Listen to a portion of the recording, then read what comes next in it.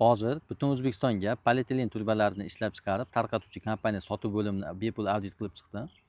Audit qilish natijasida kompaniya sotuv bo'limida 14 tadan ortiq kamchiliklar aniqlandi va biznes egasi va sotuv menejeriga u kamchiliklarni bartaraf qilish bo'yicha o'z maslahatlarimni berdim va maslahat yakuni sotuv bo'limini buzib tashlab, ya'ni noldan qurishni tavsiya qildim.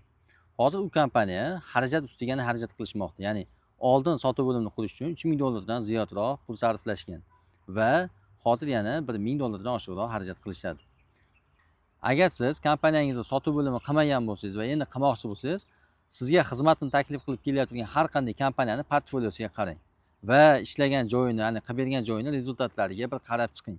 Agar siz o'sha rezultatlardan ko'nglingiz to'lsa va mijoz sizga yaxshi rekomendatsiya bersa, keyin o'sha sotuv bo'limi xizmatini olishingizni maslahat beraman.